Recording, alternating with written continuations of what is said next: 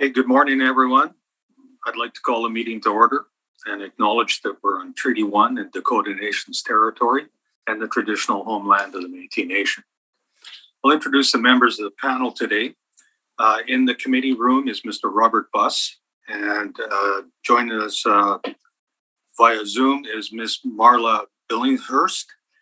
My name is Stu McPherson. I'll be chairing the hearing today. The secretary for the hearing is Ms. Sally Caulfield, and the assessor for the City of Winnipeg Assessment Department is Mr. Merrick Froelich.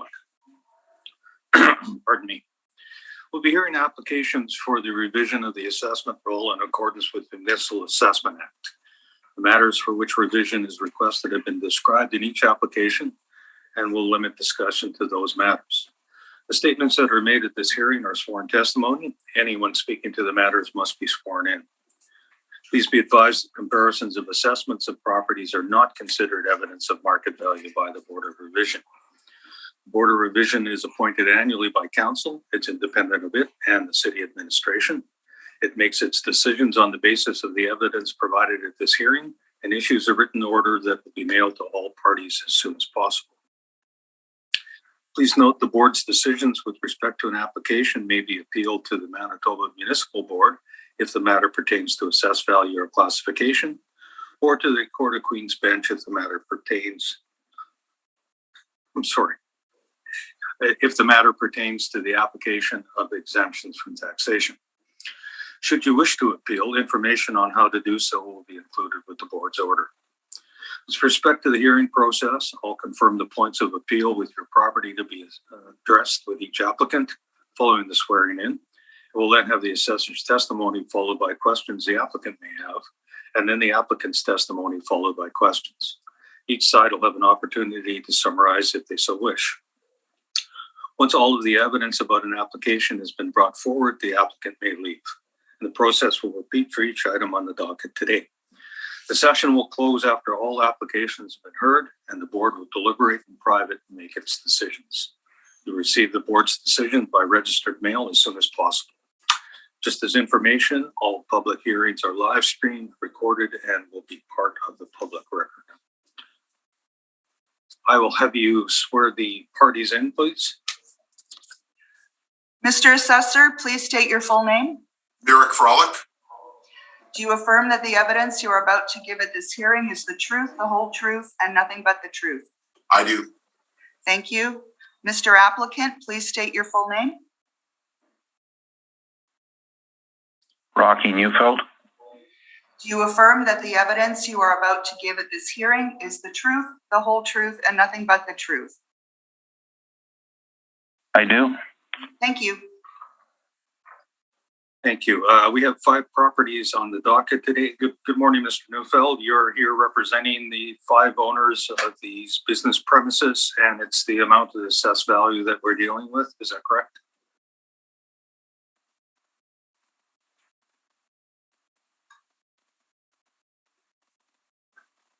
I'm sorry, are you there, Mr. Neufeld?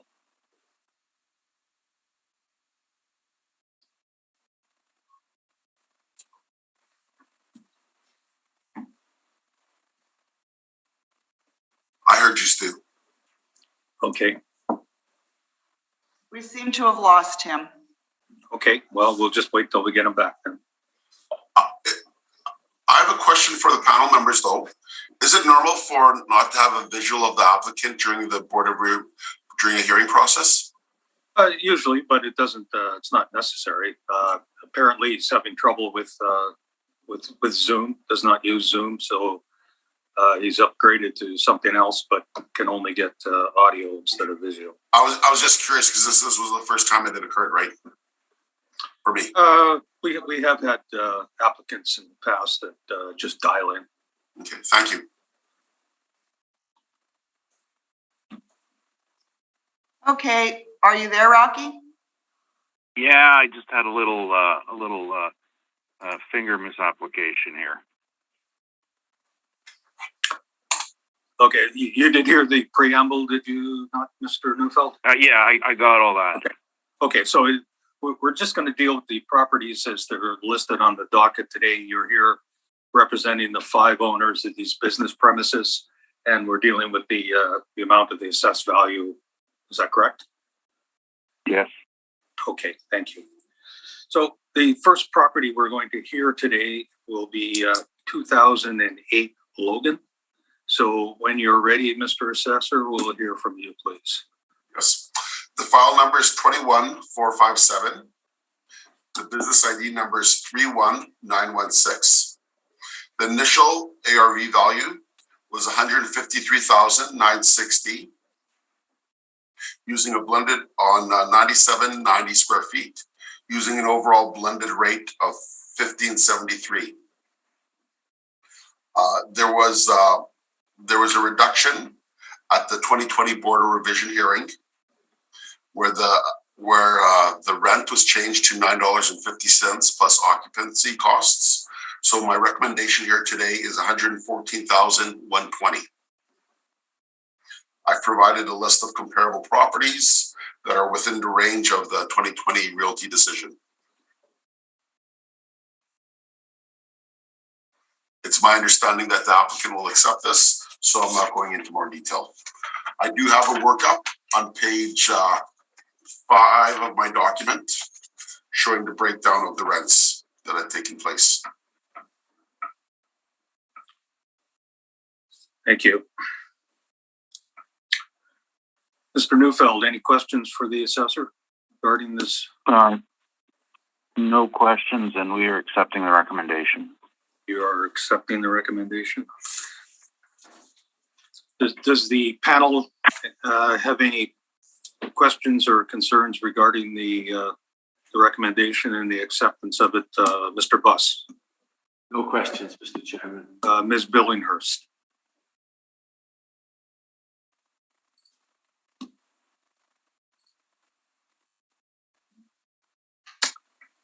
Ms. Billinghurst, are you there?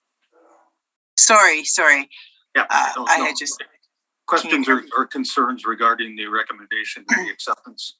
Yeah, no, my only question was that the assessor was referring to page 5 and I only have 3 pages of material. Did you all, did you receive the workup in your brief where it shows you this?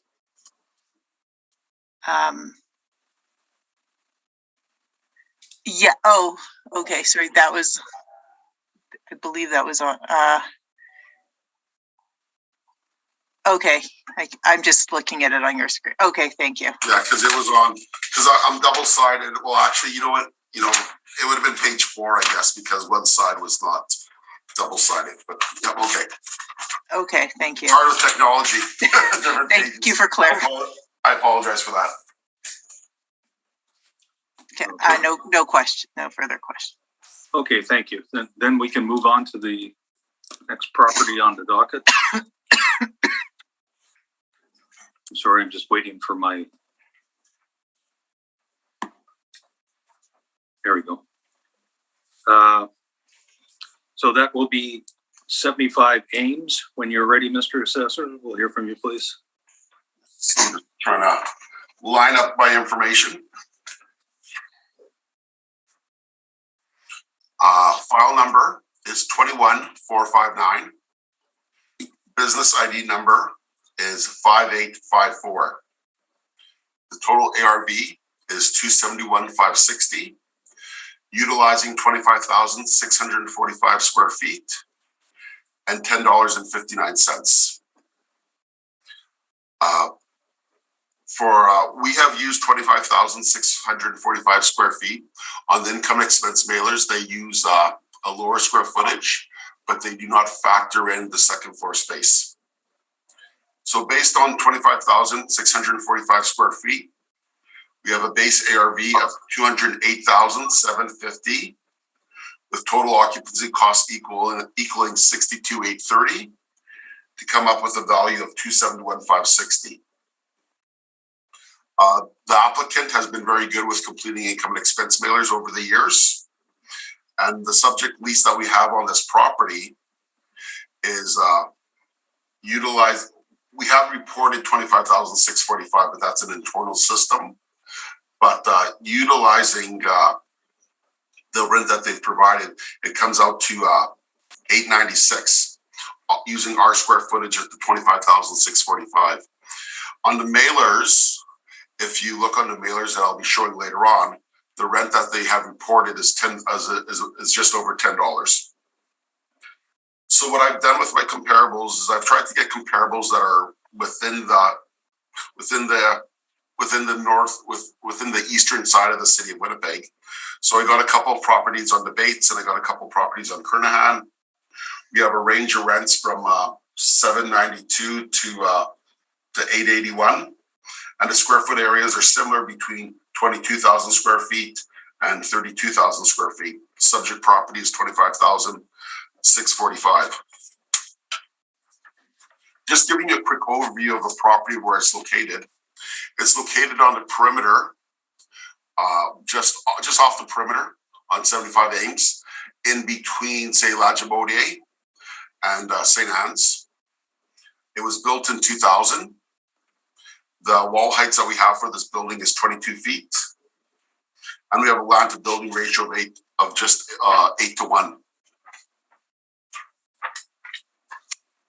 What you should also see in my brief is on the subject property leases that we have reported. We have a 5-year lease that had started on January 1st, 2015. They provided a leased area of 21,720 of just under 6 years, and they reported $10.58. And our model rent is $8.96. I'm basing my recommendation on the board order that had taken place on October 15th, 2021, where the decision was based on the assessor's operating income and utilizing a 7% cap rate. I've also provided the mailers from 2015 and 2013, where they're showing the square foot areas of 21,812 and 21,720.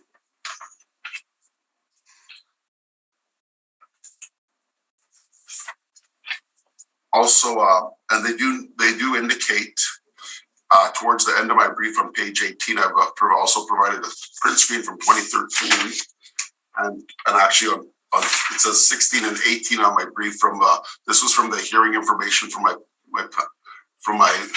colleague, where they do report a net lease on this property. That concludes my formal presentation for 75 Ames. Thank you. Thank you. Mr. Neufeld, questions for the assessor?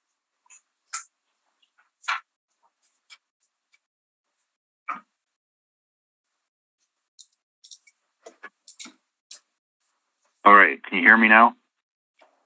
Yes, we can. Okay, sorry, I hit the right button again.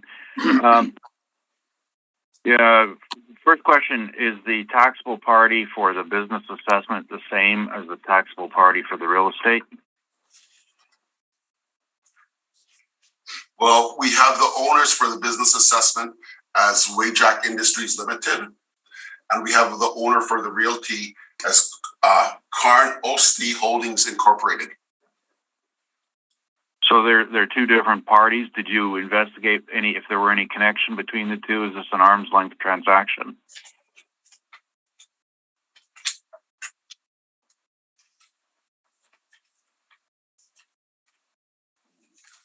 Bear with me for 1 sec here.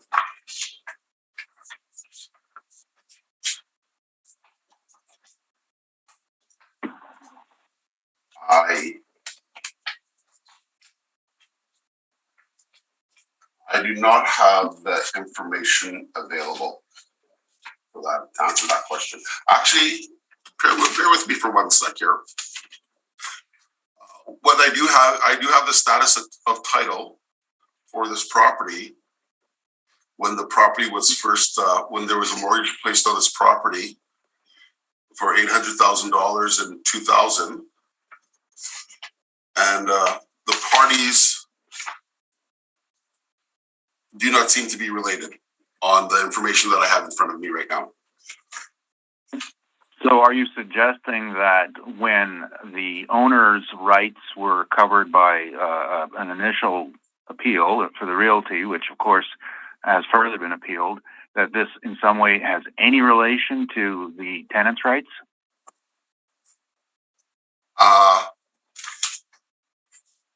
Well, this is a business assessment hearing, and we got a realty, and we have a realty hearing. So I am just following the decision that had taken place from the realty's perspective.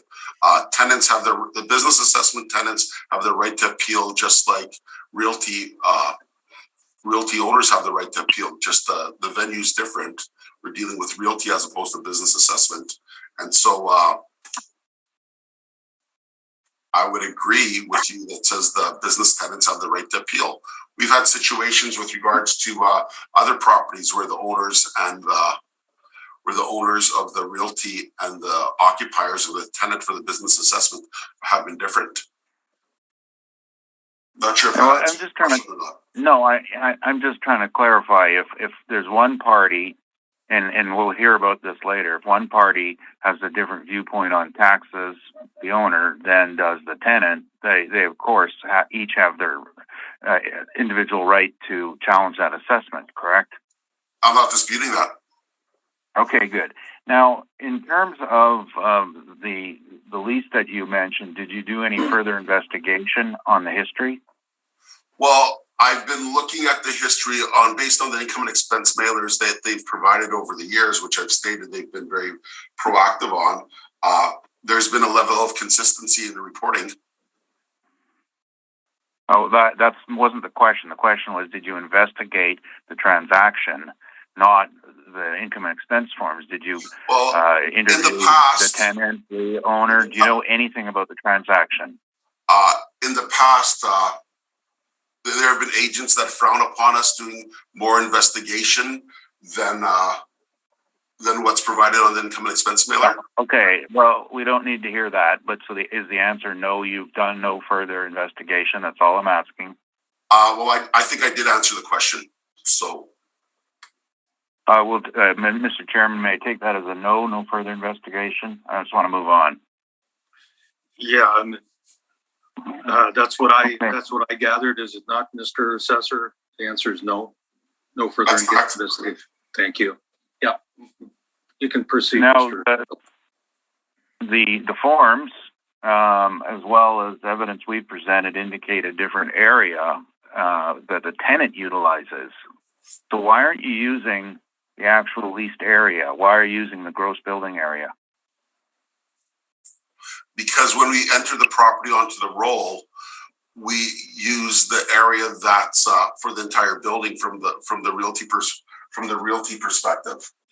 And so the information that we have here is, due to COVID, we didn't get the opportunity to inspect this property. But when I look at the history, and just bear with me here for 1 sec here, there are windows for this property and there's second floor space. So just let me double check here, because we just have one economic unit here. So we don't have different bids for the areas per se. But when I look at the pictures for this property throughout the years, I do believe that there's a second floor space for this. So it wasn't a huge extension from my perspective to assume that the additional area of the 4,000 square feet was for office. Because if you look at the building from a realty perspective, if you're looking at it from, there are windows on the second floor on the south side of the building. Okay, so what you're saying is that you are disregarding the information provided by the owner on the leased area and making up your own based on a visual observation. Is that what you're saying? No, well, that may be what you're saying. But what we're doing is, when we went through the history of this property and we entered it onto the roll, based on the permit records that was provided through the permit application that was sent out. So the first permit for this building that had existed, just bear with me just for 1 sec.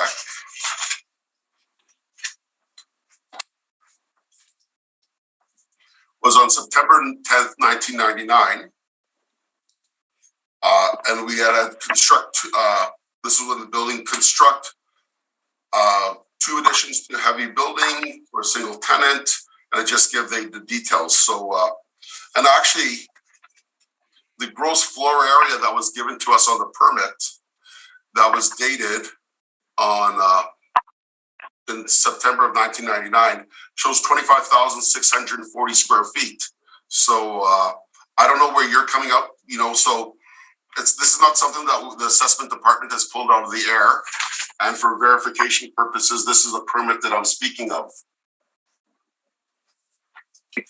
Well, you know, let's just clarify this issue. If an owner doesn't provide this, the assessment department requests a penalty and instruct the board that they'd like to have this penalty because this information is vital to them.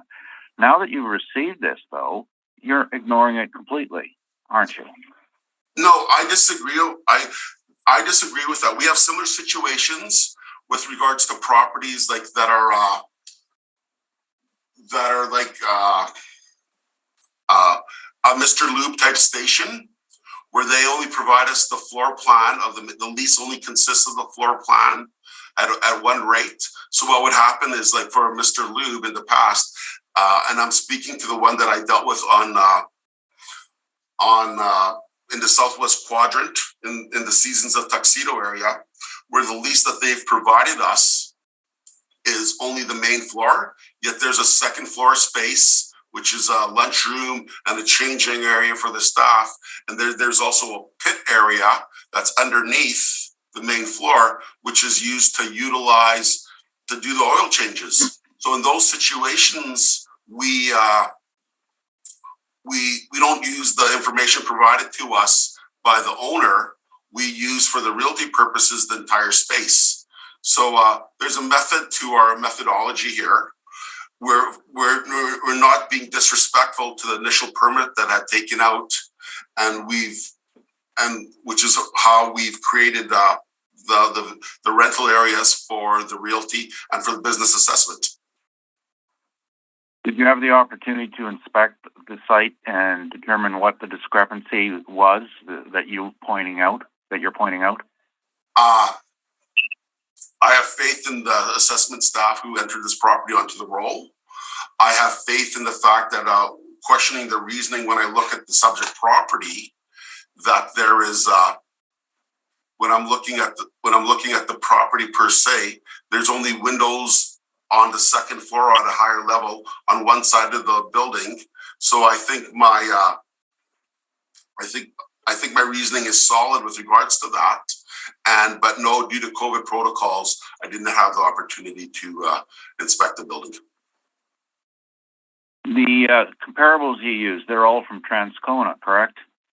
Yeah, because this property is very unique, because there's not a lot of leasable properties that are on this strip of land. So I felt there could have been some comparables that I've taken from the southwest quadrant. But overall speaking, when I'm looking at a building that was built in 2000 that has a 12 feet of 22 square feet, I don't think using a rent that we've provided here is being unreasonable. And when this rent that you're bringing up was negotiated, what was the status of their access to the perimeter? We're looking at the business assessment for this property as of January 1st, 2023. I don't see how that's relevant. I asked the question, you brought up a lease that was written in 1999, and your data shows that apparently there was a renewal, I think, in 2015. At that time, what did the parties know about the status of the perimeter highway and their access off it? I can't comment on that because that aspect of that was not provided to us in the income and expense mailers, and it was also not provided in your brief that you sent to us, unless I've missed it. So you do not know anything about the access to this site then? Is that what you're saying?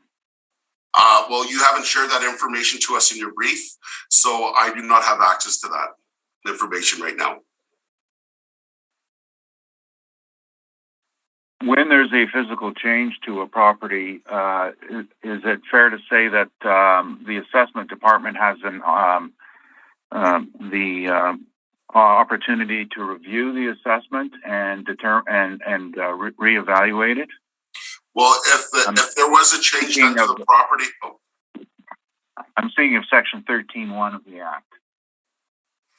if there was a permit taken out and we are notified that there's been a physical change done to the property, we will do an inspection, or we will follow up with the property owner on the permit. Right, but the Act also says a physical change to the area around it as well, doesn't it? Well, if there's a physical change to the property, and I'll bring this with regards to a residential property. If a person has a swimming pool and they don't know, and we have it included with the realty role for this property, and they don't notify us. Can I just interject there, Mr. Assessor? Sorry. I think the question was regarding surrounding properties. And if I can just clarify what Mr. Neufeld is getting at, if I may, is the access to the property via the perimeter. Is it physically the same now as it was when the lease was signed? Is that am I paraphrasing correctly, Mr. Neufeld? Thank you for translating. That's correct. Okay. Yeah. Well, I have access to the pictometry view from 1998 and even from 2002, and it does show there is access via the perimeter with regards to a roadway there. Right, but do you have anything that's current? Well, yeah. Well, if it was in place in 2002, you know what? It's showing as of right now, as of 2021, that they have access to that via the perimeter.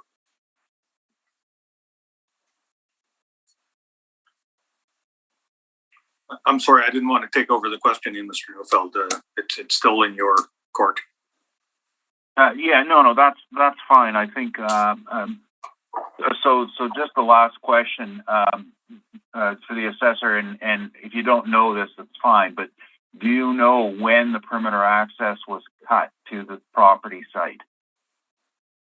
Well, and I'm talking about the eastbound access. What are you talking about? The eastbound access from the perimeter. The eastbound access. Yeah. Do you know when it was cut? Oh, you know what? It's based on what I see here right now. It's showing that it was cut, but if you have different information and that's been if you could provide that in your brief, I would have been mindful of it. But we've been when I look at the valuation for this property, I'm comfortable with the rent that I'm defending here today. Okay, those are my questions. Thanks. Thank you. Ms. Billinghurst, questions for the assessor? Sorry, I was just reviewing my notes. Mr. Assessor, the most recent information you have is regarding the access was 20 years old. Is that correct? That's what I'm showing here, an ATD view I view. Okay, thank you very much. Thank you. Mr. Buss, questions for the assessor? Yes, Mr. Assessor, are you saying that discrepancy in the square footage is the fact that the second floor has not been counted and you are counting the second floor? Yeah, so when the initial permit was taking place, they had listed us a gross area of 25,640 square feet. And for a single tenanted building, we had used the square footage that they had listed there. And so, with regards to leasable information that it's provided to us from the owners, there's a wide variety of the quality of the data that we receive. When we added the property onto the roll, we felt 25,000 square feet was being reasonable, despite the fact that there was only 21,000 square feet listed on the lease. Okay, thank you. That's all my questions, Mr. Chairman. Thank you. Just following up on that, do you know what is on the second floor of that building? What Well, is it? Finished space? Is it lunch area? Is it storage? Do you know? I've never inspected this property, so I don't know. And Right. we don't have any pictures on file that I could reference for this property that when we entered it onto the roll. Let me just, oh, what the heck? Yeah.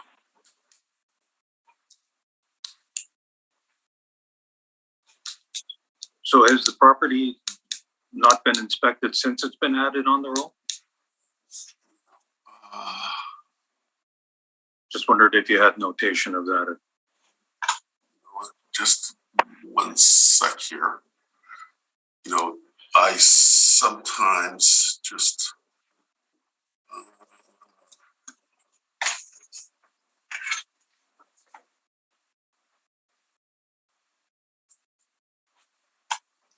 expense.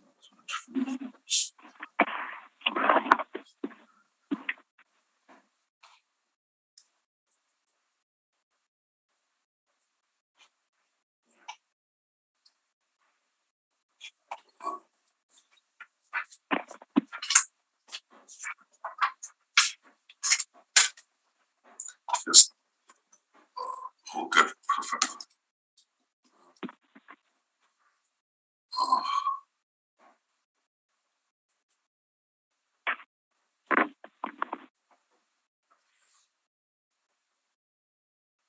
Actually, I have a note here on file where I had actually spoken with Chad Irving on December 12th at 11 a.m. He had confirmed with me that this property is a triple net lease. However, the mailer only shows the main floor, not the second floor of 21,720, and we use 25,645. So, Right, but there's no notation as to what the second floor is utilized for. no notation, but there is second floor space. But he had confirmed with me that the discrepancy between the mailer and the square footage is due to the second floor space. Right. So that's almost as good as an inspection in my eyes, due to COVID. Well, not if you don't know what it's utilized for. Yeah, but it's you know, it's not like we have it pucked as it's not like it's an OFA or OFB property here. It's a warehouse and built in 2000, and the market rents doesn't seem unreasonable to me. Okay. But to answer your question, no, we have not inspected it, and no, I do not know the second floor space. Yeah, thank you. Okay, Mr. Neufeld, we'll hear from you. Sorry, Please. I just wanted to clarify a response from the assessor. Throughout this, he's been calling this a single tenant building. I'm wondering where that comes from. Is that he's calling it there is only a single tenant now, or is he calling it that it was designed as a single tenant building? Does he know the answer Well, to the that history question? of the mailers that have been provided to us from the owners dating even from 2011 have only shown one tenant. Right. So that was my question. You're only showing one tenant, but you don't know whether or not the building can be multi-tenanted or is multi-tenanted. You haven't checked for demising, have its own entrance, its own restrooms, that sort of thing. Just based on the information that I have, I would have to actually go through the old permits to answer that question properly. Okay, that's fine. I don't need any more further information. I just wanted to clarify your comments of where this concept. Well, you know, lots of buildings have flexibility to be multi-tenanted or single-tenanted, Mr. Neufeld. And so with that information, what we're looking at is there's a history of the one owner operating this property. So I've made the comment of being a single-tenant property. But, you know, okay, properties change over the years. You know, what's here today can be gone tomorrow. So. Okay, thank you. Okay, Mr. Neufeld, we'll hear from you, please. Okay, thank you.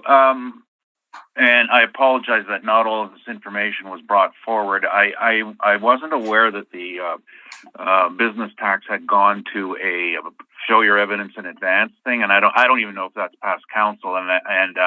But we weren't really prepared for it. We were leaving this to the last minute. Our fault. But the evidence is the evidence, and the truth is the truth. The building, first of all, the assessor is working under a false assumption. I believe the space in question is upper floor space. It has its own private entranceway and its own restrooms. It is vacant. There's nothing in there right now. The tenant uses the bottom floor only. It was designed for a different purpose, and the space is, they don't need it, and they're not renting it, and it is free and open to be rented by anyone. And again, I'm working for the tenant here. The law is their care and control, and their lease specifies what is under their care and control, not conjecture. They control care and control their 21,720 square feet. The history of this building is the original lease in 1999 was a build-to-suit, so it was a cost recovery. I did share some of that information yesterday with the assessor, so as he was not blindsided. But the lease was written up on that basis. There was a renewal, which was an automatic renewal from the 1999 lease in 2015. Sometime after 2017, they lost their eastbound entranceway. There was a median cut on the perimeter. So if you're coming from the east now, you have to go all the way to La Jamodier, go up the Cloverleaf, and then come back down the other side of the Cloverleaf to get to the site from the westbound lane. Now, the building was designed for highway commercial traffic. They're in the equipment business. That they would not have entered into a lease in the reference year for anything near the amount, whether it was a build-to-suit or not. Things have changed, and outside externalities change that.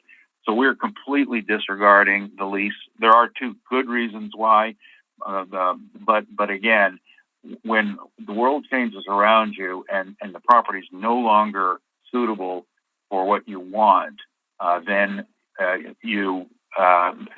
it's lost its value. And they have moved their operations to other sites.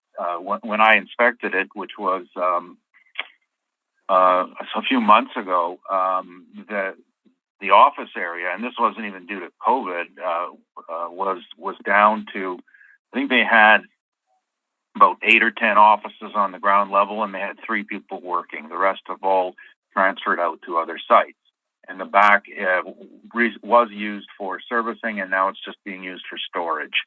So it's obviously obsolete, and they're living with the lease, and they're fulfilling their commitments. The other site that they're using, incidentally, is coming up later.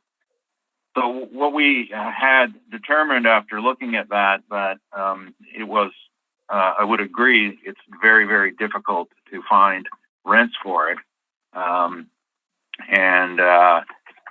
What we did is just looked at a sampling of rents on page 3 of our report from all around the city, and looked at the size of it, and we actually put a fairly superior rent on it.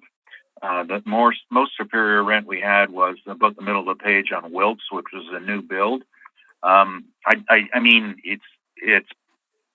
I think that the underlying value here is not the improvement; it's the land and the siting on the perimeter, and we're probably looking at a change in usage to reach the highest and best use. So that rather handicaps us on the business tax side, because we're saying to you that it is no longer the highest and best use. So, but it is still there, so they have to be taxed. And we did go to the highest of the scale of actual arm's length transactions, and with that were current at $7 applied to the actual rented space. We did make a small error in the air conditioning. The rear is not air conditioned, and that space is about 15,000 square feet. So I do have to make a slight adjustment. I didn't prepare this, and so I would just reduce the amount from 73.85 for the air to approximately 22.85 to represent only about 6,700 square feet of air conditioning, which changes our total to 200,154. And I do not know what the rounding is on that. Let's see. That would round divisible by 12 to 200,148.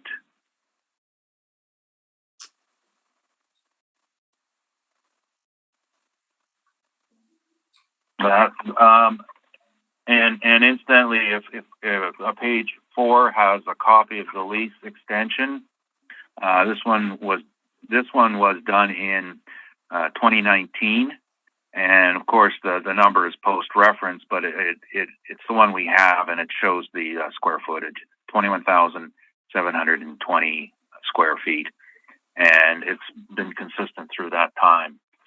That's my presentation. Thank you. Thank you.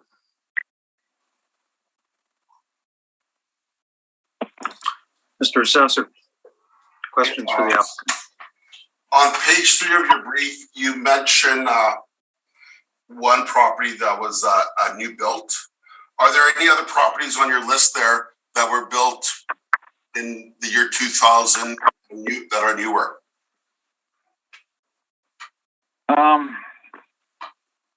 Because there's a big difference between buildings from 1974 to buildings built after 2000. No, absolutely not. The difference in industrial has to do with clear height, and the property has a very good warehouse portion with a good clear height. I think it's somewhere around 27 feet, but the front portion of office is completely obsolete for the area. They've got way too much office. But when they built this, they were on the highway, so the farmers could come right in, and they had a parts depot there for agricultural implements. That's gone. I mean, well, it's still there, but they're not doing any business. But it's going elsewhere because it's no longer accessible. So it doesn't matter what age that was built. Low ceilinged office on a perimeter access road is simply obsolete. But in answer to your question, I can't remember off the top of my head. I think that it's not. We're not being arbitrary here. That is the top end of our scale of arm's length transactions. So you're saying that newer buildings that have been built since 2000 on, the rent for those properties is $7 and not much higher than that? Well, the one we have on Wilkes was built in, I think 2013 or 14, and it's high cube warehouse, so it's actually superior to the subject and a better location. Although, I would say much more superior. I was just looking at that because that's the highest end of the scale, and you're not going to find something in 2018 that exceeded that on an arm's length transaction. So, and did you look at the lease for the property on Wilkes? Yes, I have. And okay, because I've done some research on that as well, and we'll be discussing this on the Inkster property. But I'd like to share with the record. Oh, sorry. Can you guys still see me? Yes. Yep. Okay, I was on a different screen, so I can't see you guys. So I apologize for that.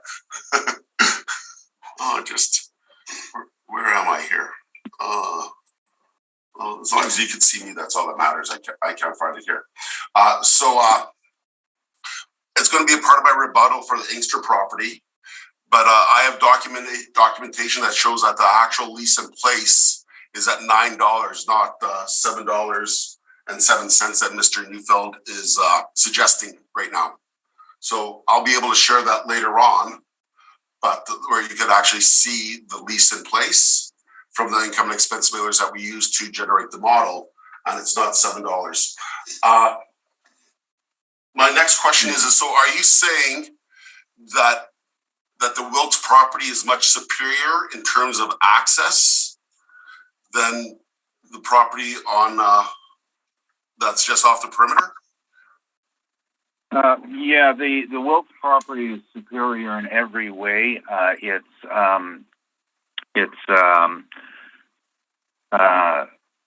much better location, and even with the zoning, it allows a variety of uses, and there's a very large residential trading area in there, and the tenant turned out to be a recreational facility, the trampoline store place, and it's got a high cube, which means it's a high ceiling with a good clear span. So it's superior in all ways. Okay. You had made the comment that office space in warehouse properties are obsolete and provide no value to an organization. Is that correct? No, what I said was that this particular location on a highway commercial office space that was designed for selling tractor parts is now obsolete because the tractor parts buyers can't reach it. But if a person was wanting to utilize this potential business for warehousing purposes, would they not see value in having office space and decent and great warehouse space as well? No, they would probably want a very, very small office and a larger warehouse portion. Okay. And what's the breakdown between the warehouse and the office portion of the building? I was just estimating it. I don't know for sure. I was estimating it to. I was looking at a picture here of the overhead, but in estimating it, I think I'm overestimating the office space on the side of caution and in favor of the assessment department.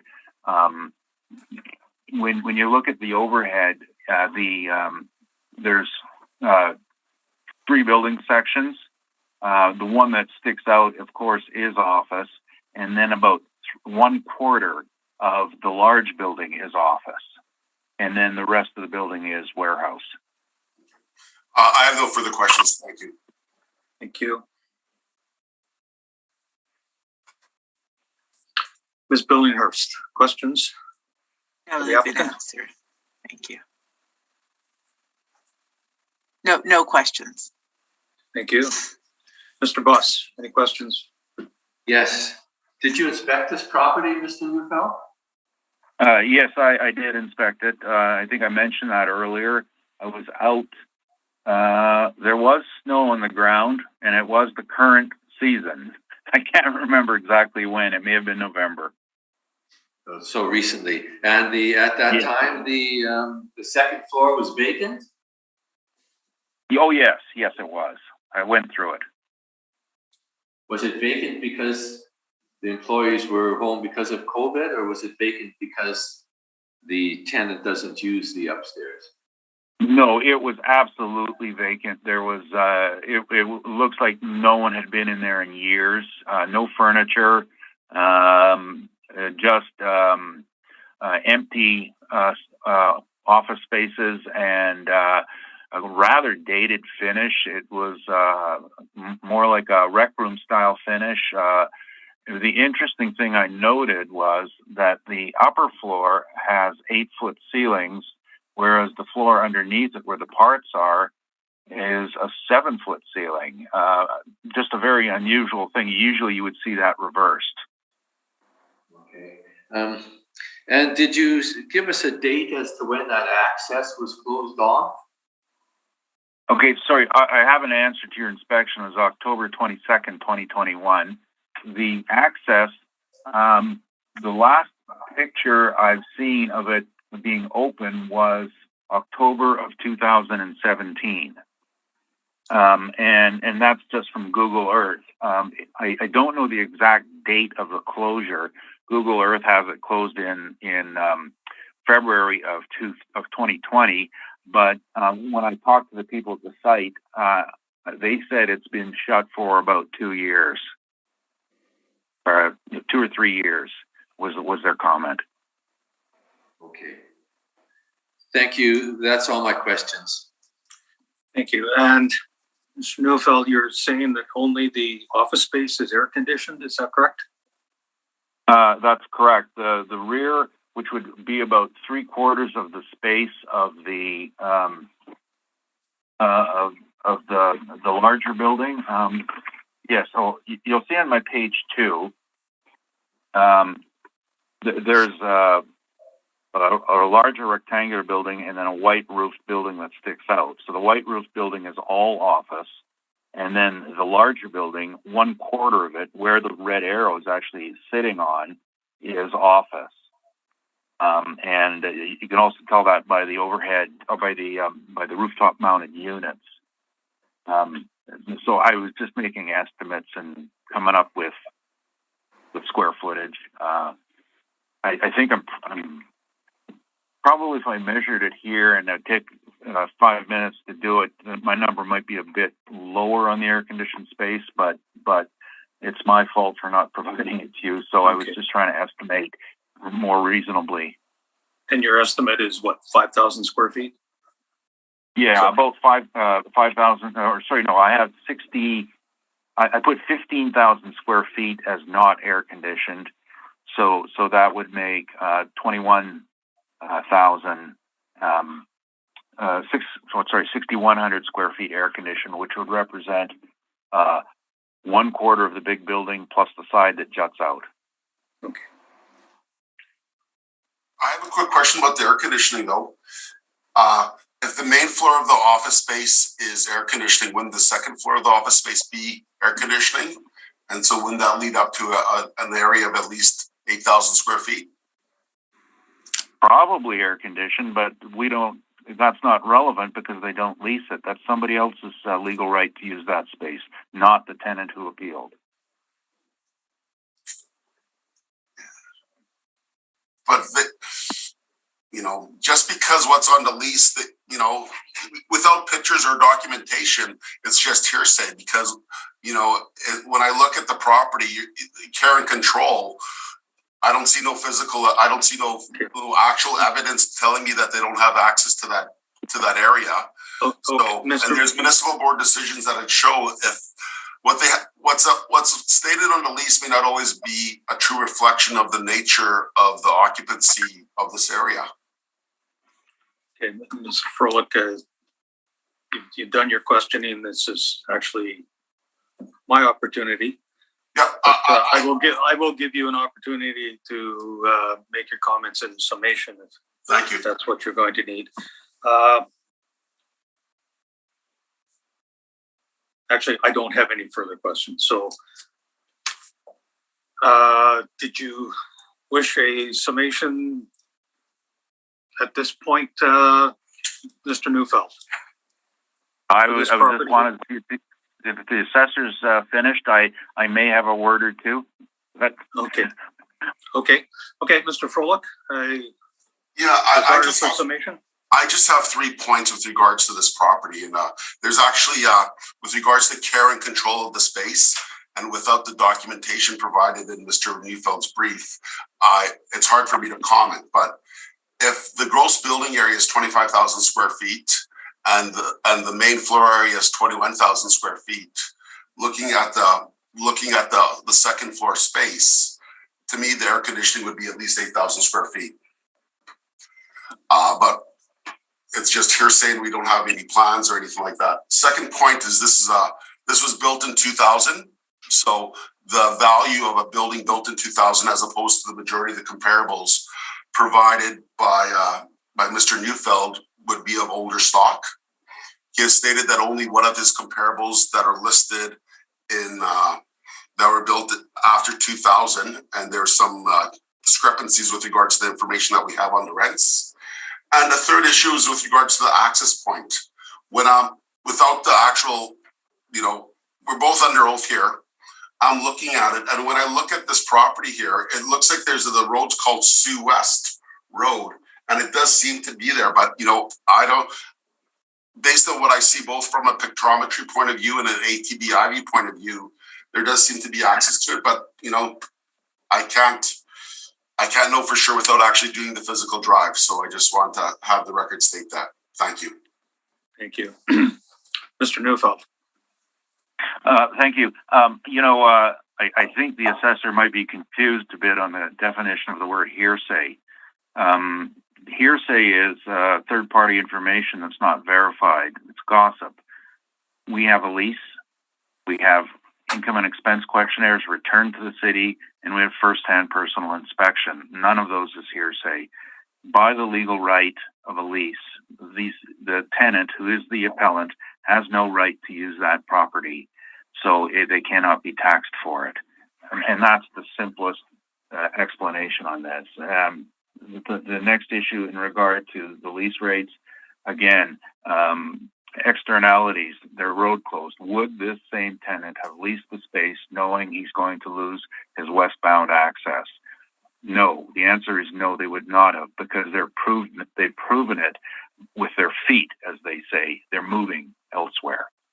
So they're relocating their main service lines to an area that has accessibility. And that's just the nature of expropriation and changes in traffic patterns. When they bought it, it was nice, good local access, and it is no longer. So that's something that we do have to recognize and value. Thank you very much. Thank you. Okay, we do have 3 more properties to deal with this morning. I'm just wondering about a timing issue. Do we require a break at this point, or should we move on and surge through it? But does anyone require a break at this point? I need a minute. Okay. Let's do a 5-minute break then, and Okay. and return at 10 after 8. Oh, I'm sorry, Thanks. 10 after 10. It's 10 after 8 my time. I'm sorry. So 10:10.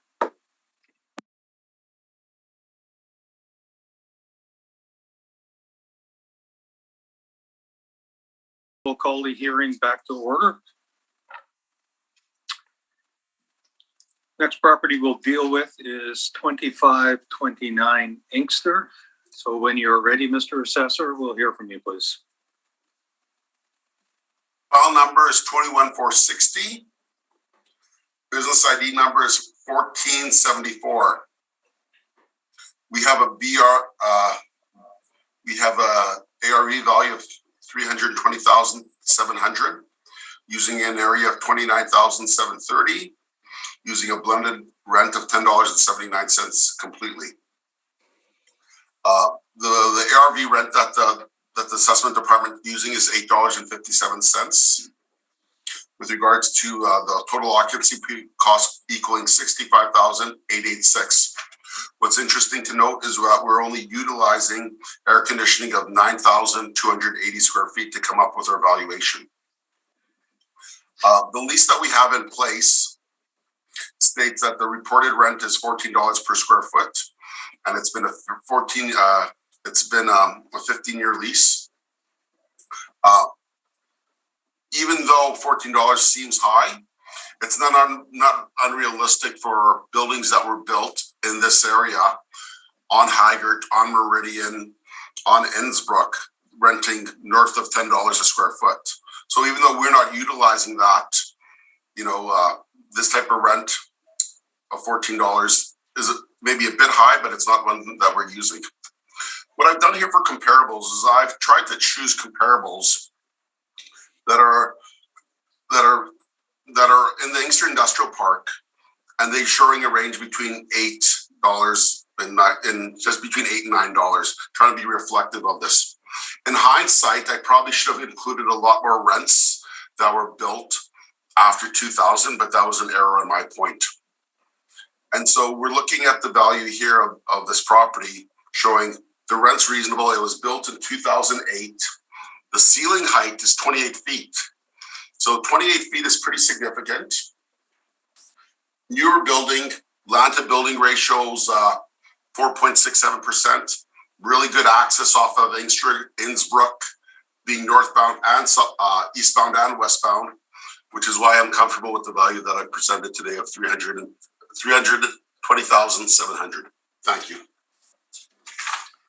Thank you. Mr. Neufeld, questions for the assessor? Yes, I had my hand up there. We're going to ask this be confirmed. This is earlier we were talking about 75 Ames. Of course, it's the same company. So this is where the bulk of their workforce has relocated to, and this is where most of their work is now being done. And it is a much better site. And just for the record, the lease was a non-armed. It was a cross Canada deal, which the assessment department has recognized over the years, and so we're not too concerned with the number. We were hired this year to do an entire portfolio review, and when we do that, we just usually file everything and then look at it later. So our concern for this company is strictly 75 Ames. Thank you. So if we could confirm that, that's fine. You're agreeing with the value of 320,700 assessed rental value? That's correct. Okay, thank you. I do have members. I'm sorry. I didn't include it with my presentation with 75 Ames, and I didn't realize he was going to confirm the value here. But I would like to present information with regards to it was applicable to the Ames property with regards to the market rent and the comparables that Mr. Neufeld used in his presentation. So we can discuss it in my next property, even though it won't be as applicable because this is a brand new building and the next property that we look at may not be included in evidence with this presentation. I had sent this information to the coordinator of the clerk for this hearing, and she does have access to it. Okay. I've got nothing here, so I haven't received anything. I don't really care, but I mean, you'd have to serve me first. Well, it's rebuttal evidence with regards to your Right. I'm saying I don't have anything from you. Well, because usually rebuttal evidence for BA hearings is exchanged during the hearing. Yeah, I know. And you got to do it first. They haven't done it. Yeah, and at this point, if there's no disagreement on the value that's being presented, I don't see where the relevancy of a rebuttal would be for this particular property. Okay, fair enough. So Ms. Billinghurst, did you have any questions or concerns regarding this property? No questions or concerns. Okay, thank you. Mr. Buss? No questions, Mr. Chairman. Okay, thank you. And I have nothing. So we'll conclude this property.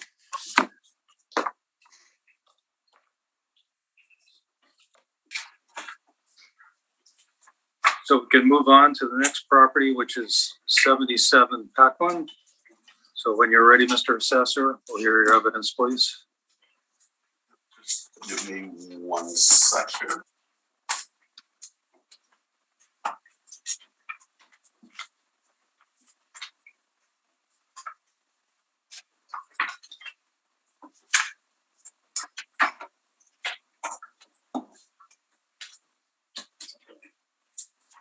File number is 21428. Business ID number is 3135. We have a total ARV value initially of $56,460, utilizing an area of 6,299 square feet, with an overall ARV rent of $8.96. For the premise area, we have the base ARV at $41,006.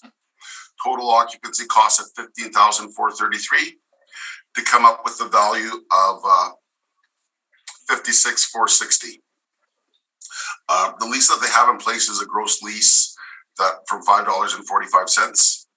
What I've done here is I've provided a list of comparables supporting our assessed value. They range from $6 to $7.85. And based on the 2020 realty decision, I'd like to reduce the value to $51,660. The order stated $5.75, and that's what I've used. Thank you. Thank you. Mr. Neufeld, questions for the assessor? Sorry, just one second. I was just looking something up. Well, more than a second. I'm just cross-referencing something here. No, we're just going to have that confirmed. Ask for it to be confirmed, I should say, or accept the recommendation. And that recommendation, just for clarification, was 56,460. Is that correct, Mr. Assessor?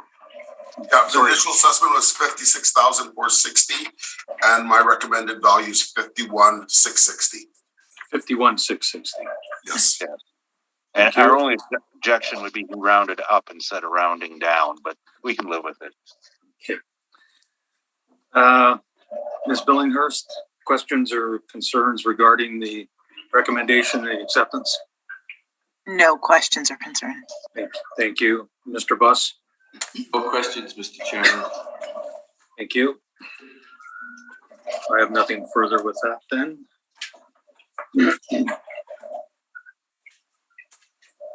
So we can move on to 90 Park Lane.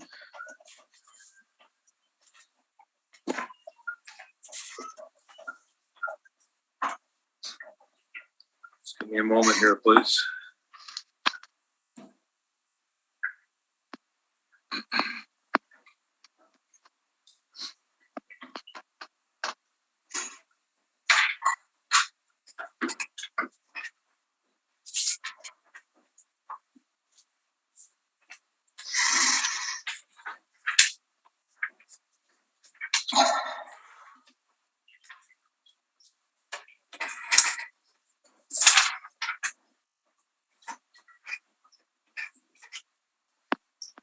Sorry for the delay.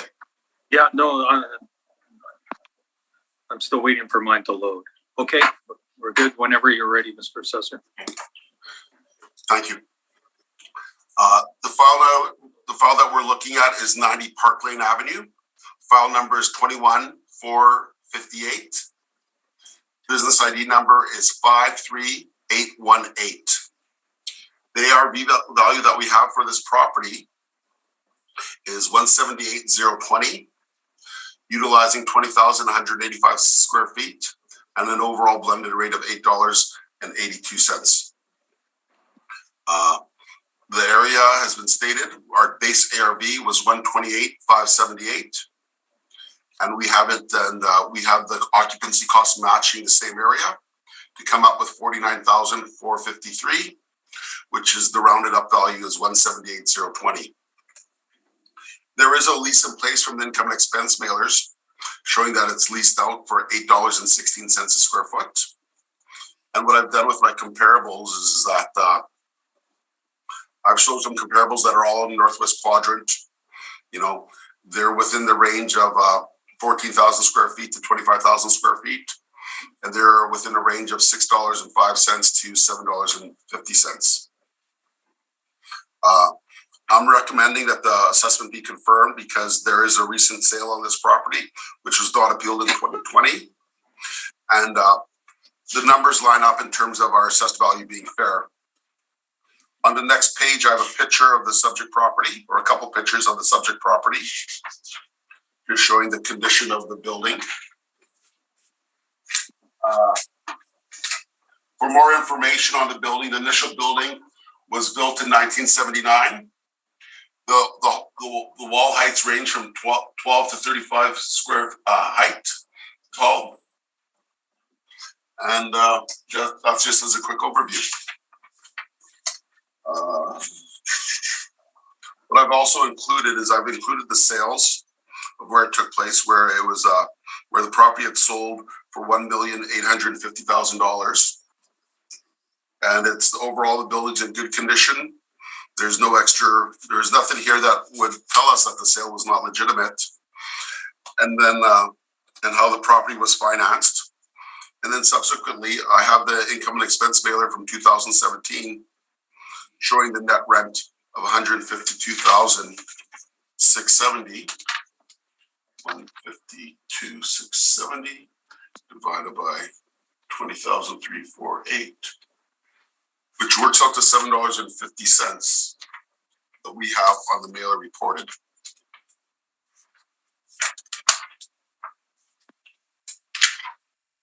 And that concludes my formal presentation. Thank you. Thank you. Mr. Neufeld, questions for the assessor? Yes. Yes. Just checking here. Did you inspect the building? No, I did not. Okay. So this air condition number could be incorrect. It could be incorrect. With ceiling heights of 35 feet in the building, that could be the case. Yes. Okay. And you say there's a rent in place. Did you research the owner? Well, the rent in place is provided from the income and expense mailer. I didn't do anything beyond the income and expense mailer. Okay, so we have a numbered company, and I'm just looking here on your page, I don't know, about 8, somewhere around there. 502-7579 Manitoba, correct? Let me just pull that up. Are we looking at the sales mailer? Yes, your sales mailer. Yeah, and so we have the property owner at 7535148, and the vendor was Pirate Manitoba Industrial Holdings. Yeah, I was just going to the tenant one, which is a few pages further. Okay, sorry. I'd asked about sales, not the. So yeah. The tenant is a numbered company starting with 5. That is correct. And did you examine the relationship between the numbered company 502-7579 and the numbered company 7535148, who were listed as the owner? I did not do the research for that, but when you look at my comparables, it supports the rent that we're using. Yeah, I'm just asking about that question. Did you research the relationship between the owner and the tenant? No, I did not. Okay, so then you're not aware that they're all affiliates of Filius, who operate West End Radiators? Well, I did notice that the applicant was the same for West End Radiators and the property on Logan. Right. So, okay. So are you then putting any weight on that lease then as a result?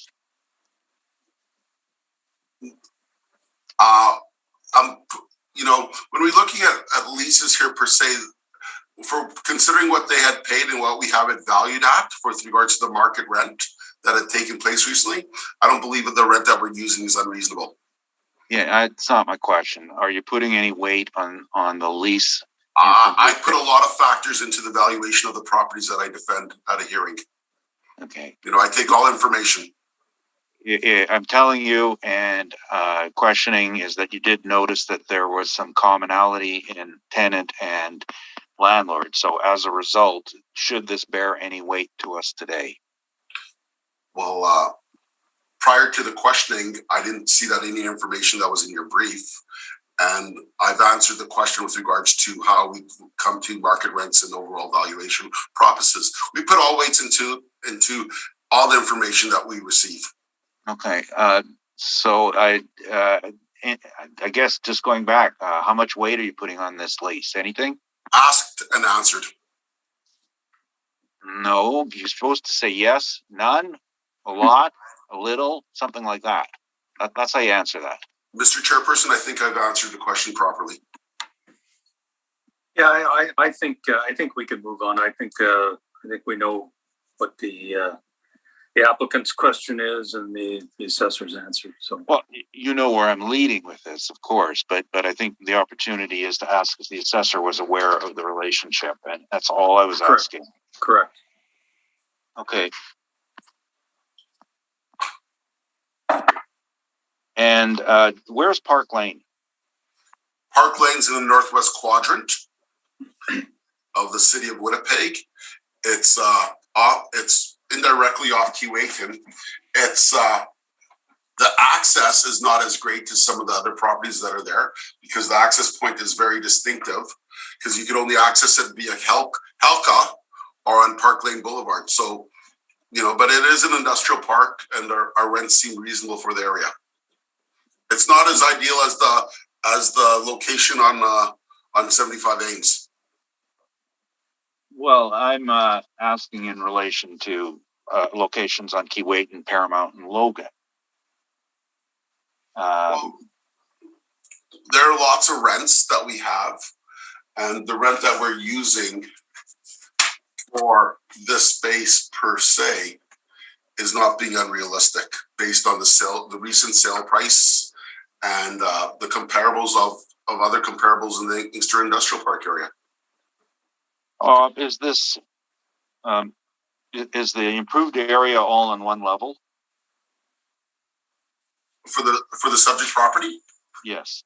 Well, it looks like there's multiple levels. It almost, yeah. I haven't inspected the property, so it looks like there's potentially 2 levels for sure, but I didn't inspect it, so I can't comment. Okay. And how much land area is with this building, with the lot? Well, we have the land to building ratio of 1.75. So it's a bit lower than most, but the recent sale would say that that was not a factor in the purchase price because the sale had existed for $1.9 million. So let me just see, $1,850,000. So I don't think land to building ratio was an issue with regards to the sale of this property. Well, you said 1.75, and I'm just looking at, I have 1.85 billion. 85. I see that it's showing land area of 25,113 square feet, and you've got premise area of 20,185. I think that's much lower than 1.85. Yeah, you're right, Mr. Neufeld. That is correct. Something seems a bit odd there because we have the 2 buildings here. One of them is 11,000 square feet, built in 1979 at 35 feet, and the other portion is 32, 12 feet in 1979. So, I'd have to double check how we came with the land to building ratio of what we have here. Right. Okay. Well, and regardless if it was 1.85 or lower, that's a pretty that's not a good land ratio, is it? It's not ideal, but we're dealing with a knowledgeable buyer and seller. The sale seemed legitimate in our analysis for this property, and obviously, the knowledgeable buyer and a knowledgeable seller listed and sold this property at a reasonable amount, and the rent feeds into that. Why would the rent feed into it? Their owner operator. Well, in our evaluation for this property, for the 2019, we had the assessed value at $1.5 million. And the value in 2020 was $1,699,000. Property's been not appealed. Owner paid $1,850,000 all cash. So a lot of the information with regards to the rents and what it sold for between a knowledgeable buyer and seller line up. it was previously owned by Pyre, correct? That's correct. And they are an investment REIT, correct? Yes. And the new owner is an owner-occupied site? Or if you're aware of that or not aware of it? Well, the information provided from the 2017 mailer stated that there was a lease in place. I would just have to clarify.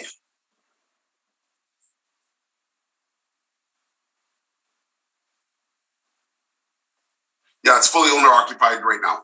Okay. But interesting enough, they have a book rent, which is the same as listed here, and they have the book rent listed as net, and they are showing recoveries. So, but book rents and sale prices, they don't relate to an actual market rent, do they?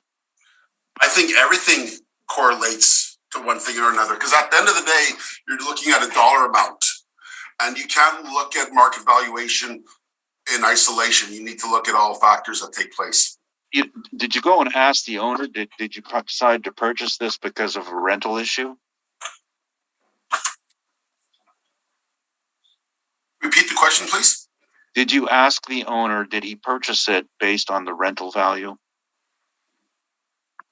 I don't know the motivation on why he purchased the property. I'm just clarifying, you are dealing with some assumptions here then, correct? No, because I'm looking at the book rents that have been provided us to the owner. I have been looking at the sales that have taken place for this transaction of this property, and I have been looking at the market rents for the area. So based on those three aspects, there are no assumptions being made. Oh, yes, you are. Aren't you assuming there's a relationship between a sale price and a rental value? I think I've asked and answered this question. Okay. Now, how big is the loading area? We don't have pictures on file. When I look at the pictures that I have from an external area, it's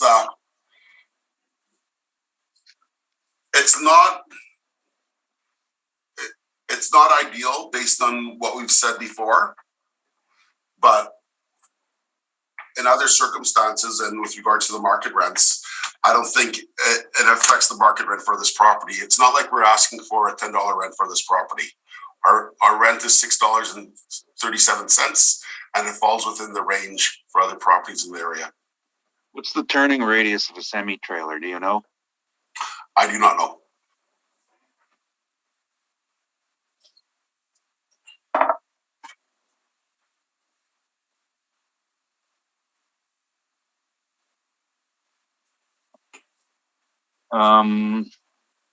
Those are my questions. Thank you. Thank you.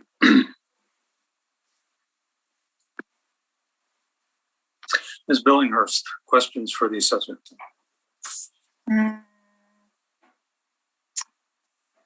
You know what? No, I don't have any right now.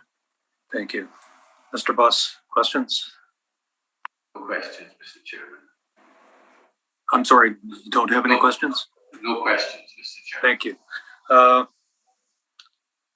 Do you know when the last inspection was made? Mr. Froelich, do you have any notation? Bear with me for 1 sec, please.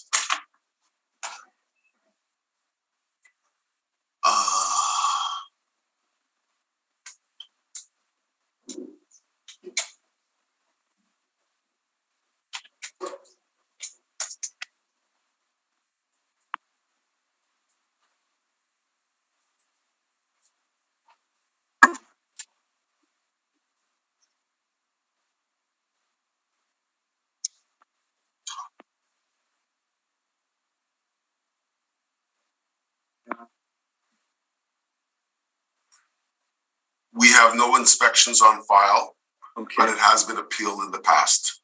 Yeah, thank you. And do you know what percentage or what the area of the office space is? Yeah, It's not listed in any of the documentation that I have easy access to right now. But if you bear with me for 1 sec. Well, I had stated beforehand when we looked at the mailer, they had a significant area which was 35 feet. So there's two portions of the building, and when we look at the aerial screen for that, the first portion was built in 1979, which is 35 feet.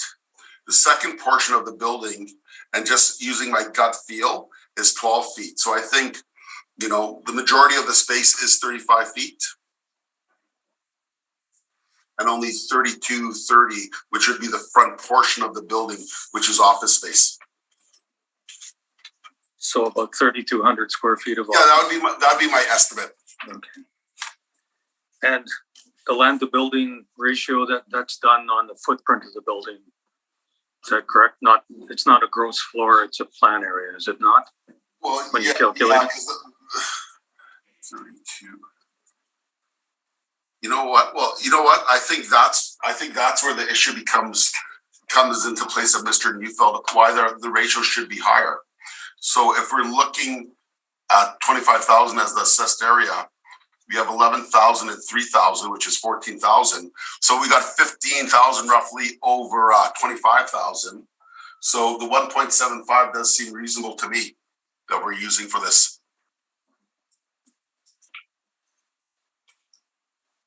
Okay. Thank you. And even the plan area, like the plan area is 14 over right. 14 over 25,000. Yeah, thank right. you for clarifying that. Appreciate that. Thank you. Mr. Neufeld, we'll hear your evidence when you're ready, please. Yes, thank you. I did find another data source, and I concur with the 1.85 ratio on land area. I see that there is plan area and there is an upper area listed on some city records. So, but however, 1.85 is still pretty bad. The typical industrial site is got to have about a 4-to-1 ratio, and the reason is not the ratio; it's a semi-trailer maneuvering. I asked a question earlier: how much space do you need? The answer is 125 feet. That's how much a 53-foot semi-trailer and tractor need to turn, and that's for a. I always get this wrong. Turning one way, they need 125 feet. Turning the other way, they need 90 feet. And the dimensions on the west side are 50 feet on the side lot, and the front load dimension is 45 on their own land and 70 feet if you count the frontage on the approach. So essentially what we have here is a non semi-trailer accessible site that they have, and their front entrance is actually the best, but trailers are 53 feet, so they would encroach. Even if they parked the trailer, were able to maneuver it in and drove the tractor somewhere else, it would still be an encroachment. So that's the downside of this site. Bad land, and it's not designed for the modern application of industrial. And the modern application of industrial gets better rents because that's what people want today. They want it's what they want. They want it from the 50s, semi-trailer access. So this is going to appeal to a lesser degree of interested parties, people who have 40-foot trucks and 32-foot trucks, and rather than the semi-trailer. And it just means you're going to get less rent for it. So that's our issue on the property itself. And we missed this entirely too in the air conditioning, but I just calculated that it's about 13,200 square feet that do not have air conditioning, and that was just aerial measurements. So the air conditioned space is approximately 7,000 square feet. and I'm rounding. So rather than the 6863 that we put in, that number should be 2380.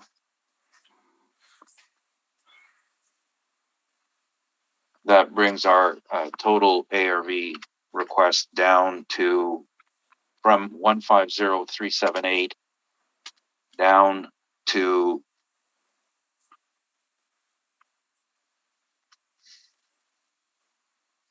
145895,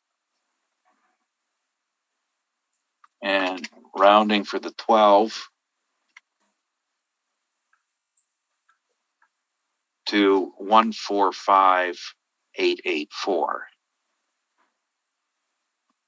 We're using a rent of $5 a square foot, as this is space that's not great space, and it's not horrible space. It's just not going to command a premium for semi-trailer access. And on our page 3, we have a number of rents, and this falls within the median and mean. It probably a bit higher than that. I noted that we also had some rents, for example, on Paramount.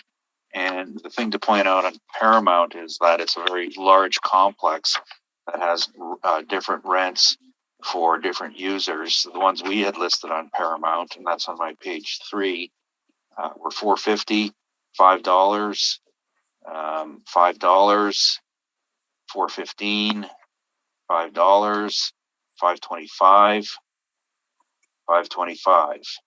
And that's what Paramount's getting, except for they have one unit there that is a mountain climbing site, recreational climbing, and that one rents out higher because it uses more of the parking. So I don't know which one the assessor uses. We also have a number of, this is the most rented area in the city of Winnipeg, anything connected or close to Inkster Park. This is off Inkster Park. It is, I trying to describe, it's a very obscure industrial street. And the only reason I ever came upon it is years ago, the RCMP seized a property next door as a grow up, and that's when I learned more about Park Lane. Lots of users here, more users than institutions, and that would reflect in the very low lot sizes they all have, and hence no semi trailers of this area. But the rest of the rents we have in there from the St. James and Inkster Park area all relate to that. So I think $5 is a fair rent, and the appropriate air conditioning. 145884 was our request. Thank you. Thank you. Mr. Froelich, questions for the applicant? On page 7 of your brief, you have a declaration of the state of emergency in the province of Manitoba. How is that relevant to the business assessment value for January 1st, 2023? We're including that with all of our business assessment briefs. There are certain businesses that were impacted, and sometimes we don't have the opportunity to do our full research. We've just been including it. In the case of most industrial properties, the impact was, in some cases, it was beneficial, but it's not a factor, so you could just disregard it. Okay, so there's no longer a state of emergency in the province of Manitoba? No, the state of emergency didn't have an impact on market values or physical factors for this property. Okay. At this point, I would like to forward. I have a question with regards to your lease on page 3 of your brief with regards to the property on 1175 Wilkes, and I would like the chair, or not the chair, but the clerk to share that information with regards to the lease on 1175 that I've provided for rebuttal. Okay, Ms. Caulfield, can you forward that to everyone involved? What you're doing is you're rebutting an actual. The actual lease that's in place on his document on page 3. Okay. Merrick, I'm sorry, what are you referring to? Oh, so it was the lease, it was the rebuttal information that I had provided for Inkster Boulevard. Okay, so the 11-page document? 11-page document, that's correct. All right, give me a moment, please.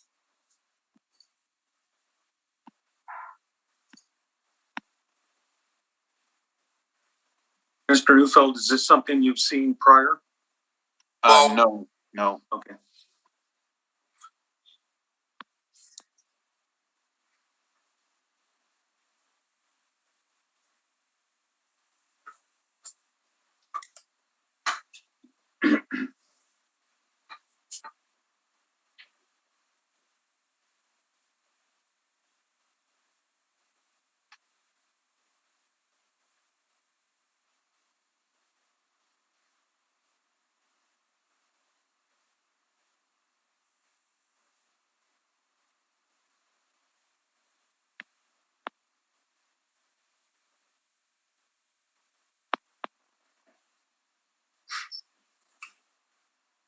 Mr. Froelich, which property is it?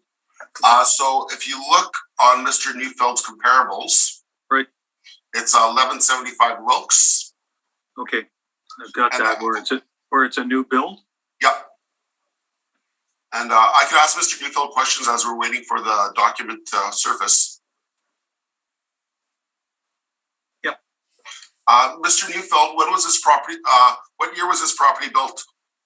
I think I better wait for your documents. Okay. So just to give you an overview, it's the lease that we have in place that was provided to us by Stevenson. So it's actually only 10 pages, but in the past, when the assessment department hasn't shown the entire income and expense mailer, less weight has been placed on the information. So that's why I provided the entire lease that was provided to us by the Stevenson group. Sorry. A lease? Well, the income and expense mailer, sorry. Okay, okay, because that's not a lease. Okay, Sorry, fine. I apologize. Yeah, I have it now. Do all the panel members have it? Hang on, Yes. is that on SharePoint then? Relevant anymore. Oh, I see. Okay. Everyone should have it now? Yes, I have it. Thank you. Is that on SharePoint? No, I emailed it to you. Oh, you emailed it. Okay. Sorry. Just give me a moment, please.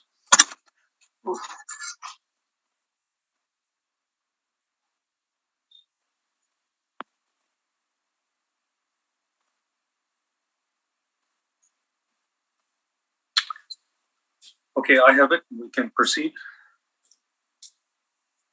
So the first page is just the comment with regards to the emergency orders and how it was revoked on October 21st, 2021.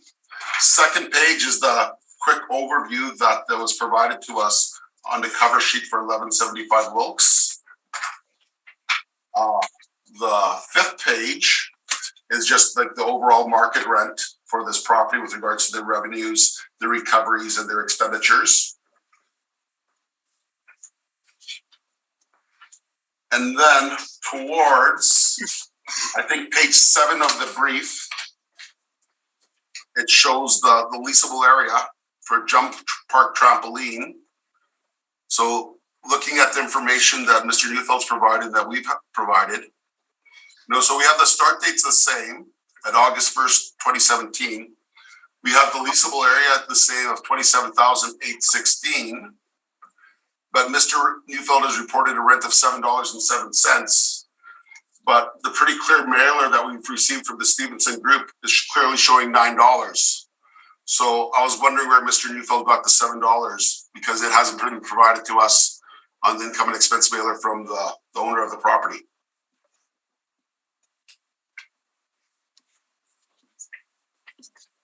Oh, sorry, you finished? Now I can answer that? Yes, please. Okay. The degree of verification on this particular property was really quite high. When the land was sold, I actually put in a bid that was not accepted to purchase it for somebody. And the eventual purchaser of the land, it was city land, was Neptune Properties, another client of mine. And their intent when they got it was because it's located next to the Golf Dome, that was a good location to put a flex warehouse, that style building that had recreational capability. The document that the assessor provided you, starting with the 9th page, not pages 9, 10, and 11, I wrote that disclaimer. And in there, I just want to point out something to you, and the reason why I wrote it, I'll explain. Page 10, under bullet point C, this information is not permitted to be reproduced verbally or written for any reason and may not be used to support the assessor's case against the subject property or any other property at any tribunal or board. So that's what it was submitted with. Now, I know that there's laws about once a property's evidence has come forward in an appeal, then that evidence may be used, but not, as this disclaimer says, that doesn't mean they're allowed to use it against somebody else. And there's a reason for it. It's because of the type of building and the way the negotiation went. When this building went up and the different uses that were envisioned for it, the trampoline place was what was the one that came forward, and the only one that came forward. And the rack rent on it was $7. That was the ask. And in this case, the trampoline lease requested a TI allowance, and the TI allowance was not to finish the building or do anything for the building. It was to buy the trampoline equipment, and the landlord provided it. That's not business income. So I've adjusted it to what the actual real estate rent is. This is a very, very unusual property. And just so we don't get into this argument about TI allowances, this has nothing to do with real estate. That's why this one must be adjusted and taken out, because and what ended up happening after that is that there was a very, very long delay in actually getting the site up and running. But in the end, it did, and I don't think they opened their doors until maybe 2019 or sometime. I don't recall the exact date, but it did sit empty after the lease was written for quite some time. I might get my dates wrong, but it was a 2-year lag between sign up and opening. So this one, unless somebody knows the particulars about the transaction, is not a good comp. Now, I knew the details in the transaction, and point out that this is a property that we review for tax appeal. The owner is a client of mine and also used to be a neighbor of mine. So I think back to the concept of hearsay and firsthand information. We know this all from firsthand. I think it highlights the problem with verification. Unless you really know something about the deal, don't open your mouth. Sorry, I don't want to be rude here. I just remember this saying, Oscar Wilde, keep your mouth shut. People might think you're an idiot. Open it and you prove it. And that, I'm talking about myself. I'm not saying about the assessor, but we know about the deal, and therefore we can give you the net effective rent. Thank you. That's my answer to that question. So as a follow-up, so with regards to, so should we ignore all the rents that are provided to us on page 3 of your brief? because we don't know all the story behind that, and we should we can't do our jobs effectively. Are you implying that we don't use any income expense mailer information to create a model for commercial purposes?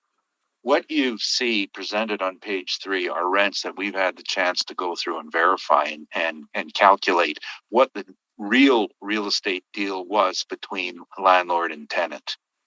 And in where there's cases where there was a TI allowance for some improvement, we haven't made any adjustments. This one was a highly unusual case because we knew the TI was for the business operation.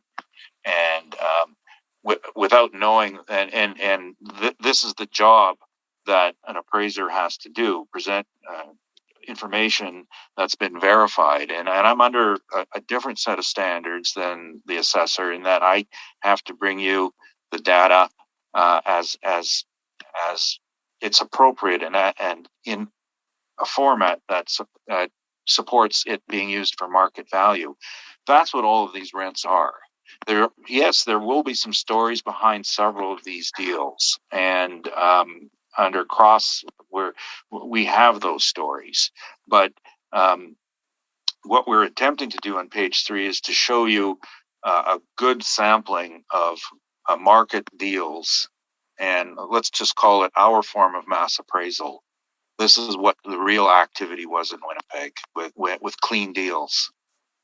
Okay, so are you implying that any information that we received from the Stevenson group that we shouldn't take it at face value? You should take no information at face value because they don't produce the information for assessment purposes. They don't produce it for valuation purposes. They produce it as a financial statement. And when somebody provides you information in a format that's intended for somebody else and it's taken and written verbatim, you're bound to have some miscommunication.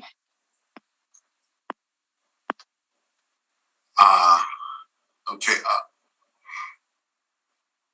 So that's my last question on that matter. Thank you. Is there a premium? So when the market rents that you've referenced on page 3, are any of your comparables have a ceiling height of 35 feet? Yeah, there are a few in here that do that have high ceilings. Now, sorry, when you're saying, I'll just clarify that. Are you saying outside measurement or clear span? Well, we're looking at the building height. So, when we go with outside measurement, we could assume 35, like in this circumstances, we could assume 35 feet, and there's usually 2 feet for not span. So, but the question is, which ones out of your comparables here have a ceiling span of that are higher than 30 feet? Well, the like I said, in our world, we only report clear span because that's all the tenant cares about. Now, in the column, we had a couple of ones where we had that information reported, and this was the clear span. So the concept is with an industrial building, we don't care how high it is on the outside. What we care about is on the inside. The multiple to be concerned about are racks. And a standard rack would be about a 5-foot height. So how many racks can you put in and still have room for the forklift? That's the key number. So 27 right now is the optimal. And a 27-foot clear height could be 31 to 33 feet, depending on parapets and equipment and whether there's a pitch in the roof. Because the pitch doesn't count. It's the lowest part of it. So when you look at it, for example, a close by building on a mountain, about 2/3 down, $4 a foot, and that was a larger one, but that has 26-foot clear. And that would be comparable to what the subject has. What property is that? 1450 Mountain. And then 1155 is a 28 clear at 375, and those are larger buildings because what happens is the building gets larger, the stress on the high ceiling becomes even greater for the semi-trailer access. The information that you're providing though on height is, I think we've already established that the building height is impacted by a second level. So what you have to do is tell us what the interior clear span is to make that comparison. I see the records. City records are saying 14-foot wall height. Well, we have 12 and 35. Yeah. You know, there's no other questions. Thank you. Okay. Thank you. Ms. Billinghurst, questions for the applicant? No, I don't have any questions. Thank you. Thank you. Mr. Buss? Do you inspect this property, Mr. Neufeld? No, they just contacted us in November, so I never got a chance to go out. So you're not sure of the spans? The clear spans? No, I don't have that information. I'm reading from city records from that I had before, and as from your past experience are aware, is that the city is measuring exterior heights, not clear heights. So I have concerns about the elevation simply because when you look at this building, you'll note that it's on a dock height. So where did that measurement come from? Did it go to the ground, including the dock height, or did it start at the dock height? And when you're using exterior, that's I think the onus is on the assessor to clarify where that comes from. Looking at the pictures. Thank you. That's all my questions, Mr. Chair. Okay, I thank you. I don't think I have any questions, so that's fine. Mr. Assessor, did you have any desire for summation on this property specific or for any of the? We've taken the panel members enough time. Thank you for your. Okay, thank you. Mr. Neufeld, desire for summation? Yeah, I think we just have a building with a low coverage ratio and inability to bring in semi-trailers. It's not going to get a premium rent, and we've just provided a sampling of achieved deals, and and obviously not put it at the high end of the range, nor was it at the lower end of the range. And apologize for not giving you more accurate data on the air conditioning, but it is in error. Thank you. Okay, thank you, gentlemen. Thank you both for your presentations today. We have heard all the items that are scheduled, and the hearing is now adjourned. Thank you. Thank you.